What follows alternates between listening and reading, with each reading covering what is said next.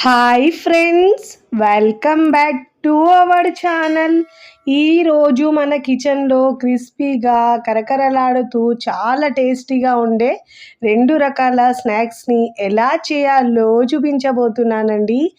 ఒకే పిండితో మురుకులు, రిబ్బన్ పకోడీ రుచి అయితే చాలా చాలా బాగుంటుందండి.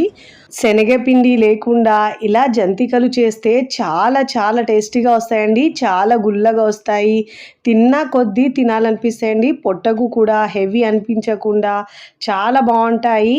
టీ టైమ్ స్నాక్గా కూడా చాలా బాగుంటాయండి. పిల్లలకు స్నాక్స్లో కట్టించడానికి కూడా సూపర్గా ఉంటాయి.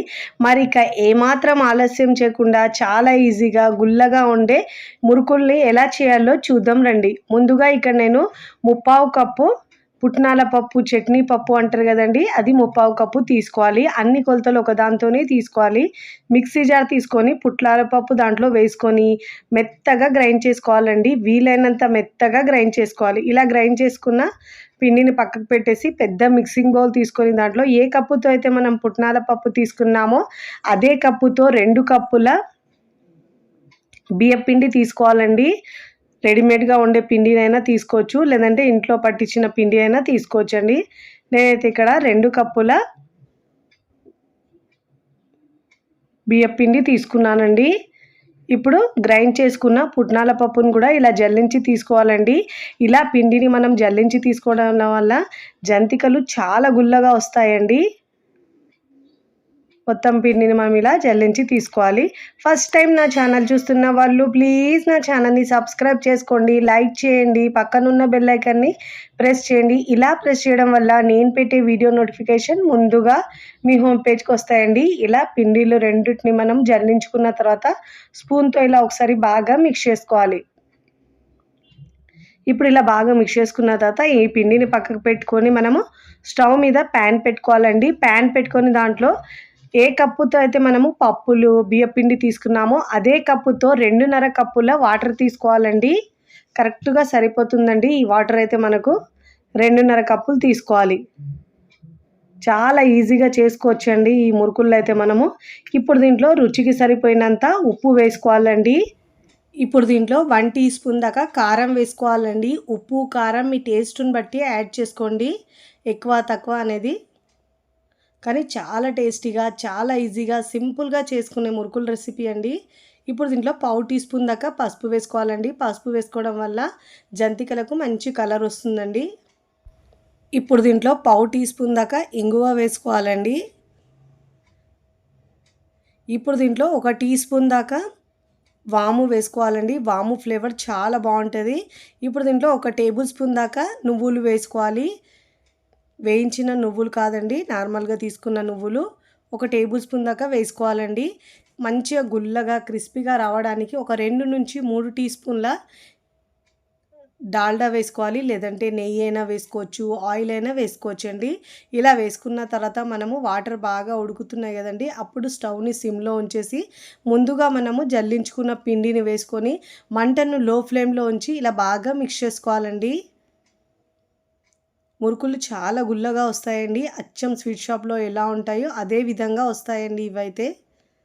చూడండి, పిండిని ఇలా ఉండలు లేకుండా బాగా మిక్స్ చేసుకోవాలి. చూడండి, కాస్త చల్లారిన తర్వాత మనం ఇలా చేత్తో పిండిని మిక్స్ చేసుకోవాలండి. వాటర్ ఏమీ అవసరం ఉండదండి దీంట్లోకి అయితే.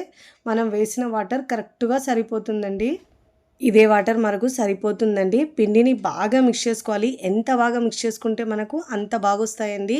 చూడండి, పిండి ఇలా సాఫ్ట్గా కలుపుకోవాలి. కలుపుకున్న పిండిని పక్కకు పెట్టుకొని స్టవ్ మీద కడాయి పెట్టుకొని ఆయిల్ వేసుకొని బాగా వేడి చేసుకోవాలండి. ఇక్కడ నేను ఒక ప్లేట్ తీసుకొని దానికి ఆయిల్ అప్లై చేసుకొని ఇలా చిన్న చిన్న హోల్స్ ఉన్న బిళ్ళ పెట్టుకున్నానండి. మీకు నచ్చిన విధంగా చేసుకోవచ్చు. ఇప్పుడు దీంట్లో కొద్దిగా పిండి తీసుకొని ఒకసారి బాగా మిక్స్ చేసుకున్న తర్వాత జంతికల గొట్టంలో వేసుకోవాలండి. ప్రతిసారి మనం జంతికల గొట్టంలో వేసేటప్పుడు పిండిని ఇలా కలుపుకొని వేసుకోవాలండి. మిగతా పిండి తడి ఆరకుండా ఇలా క్లాత్ వేసి పక్కకు పెట్టుకోవాలండి. ఇలా వేసుకున్న తర్వాత మనము ఇలా ప్లేట్లో మనకు కడాయిలో ఎన్ని పడితే అన్ని మురుకుల్ని వేసుకోవాలండి. నేను ఇక్కడ 3 దాకా వేస్తున్నాను. మీకు ఒకవేళ కడాయి పెద్దగుంటే 4 అయినా వేసుకోవచ్చండి. నేనైతే ఇక్కడ రౌండ్ చుట్టల్లా ఇలా చుట్టుకోవాలండి. మీరు కావాలంటే పెద్దగైనా వేసుకోవచ్చండి, డైరెక్ట్గా కడాయిలో అయినా వేసుకోవచ్చు. ఇలా నేను రౌండ్ చుట్టల్లాగా వేసుకుంటున్నానండి. ఇలా వేసుకున్న తర్వాత ఇలా 1 బై 1 ఆయిల్లో వేసుకొని ఫ్రై చేసుకోవాలి. మంటను హై ఫ్లేమ్లో ఉంచి మంచి క్రిస్పీగా ఫ్రై చేసుకోవాలండి. 2 వైపులా తిప్పుతూ మంచిగా ఫ్రై చేసుకోవాలి. లోపల గుల్లగా చాలా బాగా వస్తాయండి. ఇలా పైన నురగలు తగ్గి మంచి క్రిస్పీగా ఫ్రై అయిన తర్వాత ఇలా జాలిగరిటెలు తీసుకోవాలండి. ఇలాంటి టెక్స్చర్ వచ్చే వరకు క్రిస్పీగా ఫ్రై చేసుకొని ప్లేట్లోకి తీసుకోవాలండి. ఇదే విధంగా మిగతా పిండితో కూడా 1 బై 1 మురుకులు వేసుకోవాలండి. చాలా ఈజీగా ఫస్ట్ టైం చేసిన వాళ్ళు కూడా చాలా పర్ఫెక్ట్గా వస్తాయండి. ఈ కొలతలతో మీకు చేస్తే శనగపిండి లేకుండా ఇలా చేసుకుంటే చాలా రుచిగా ఉంటాయండి. ఇదే విధంగా మిగతా వాటిని కూడా ఫ్రై చేసుకోవాలండి. నేను ఇక్కడ అదే పిండితో రిబ్బన్ పకోడీ కూడా చూపిస్తున్నాను చూడండి. ఆయిల్ బాగా వేడైంది కదండి, స్టవ్ని సిమ్లో ఉంచేసి డైరెక్ట్గా మనం ఇలా ఆయిల్లోనే వేసుకోవాలండి. రిబ్బన్ పకోడీ అనేది చాలా చాలా క్రంచీగా వస్తుందండి. ఇలా ఒకవైపు మంచిగా ఫ్రై అయిన తర్వాత మరోవైపుకి తిప్పుకోవాలండి. 2 వైపులా మంచిగా క్రిస్పీగా వచ్చే వరకు ఫ్రై చేసుకోవాలి.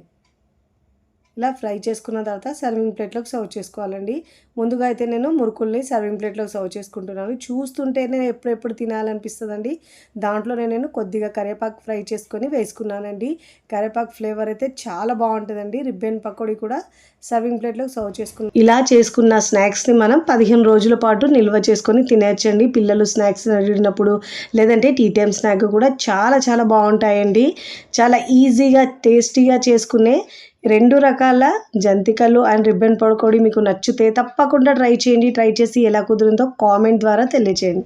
ఇక్కడ మీకు తుంచి చూపిస్తాను చూడండి, ఎంత క్రిస్పీగా గుల్లగా వచ్చినాయో చూస్తుంటేనే తెలుస్తున్నాయి. చాలా బాగుంటాయండి. చాలా క్రిస్పీగా గుల్లగా సూపర్ టేస్టీగా వస్తాయండి. ఎప్పుడు చేసే మురుకులు కాకుండా అప్పుడప్పుడు ఇలా శనగపిండి లేకుండా పుట్నాల పప్పుతో చేయండి. రుచి అయితే చాలా చాలా బాగుంటాయండి. చూడండి ఎంత గుల్లగా వచ్చినాయో, చాలా గుల్లగా ఉంటాయండి. వీడియో నచ్చితే లైక్ చేయండి, ఫ్రెండ్స్ ఫ్యామిలీకి షేర్ చేయండి. మరికొన్ని టేస్టీ సింపుల్ క్విక్ రెసిపీస్ కోసం టీ కిచెన్ని సబ్స్క్రైబ్ చేసుకోండి. కమెంట్ చేయడం అస్సలు మరవకండి. Thanks for watching.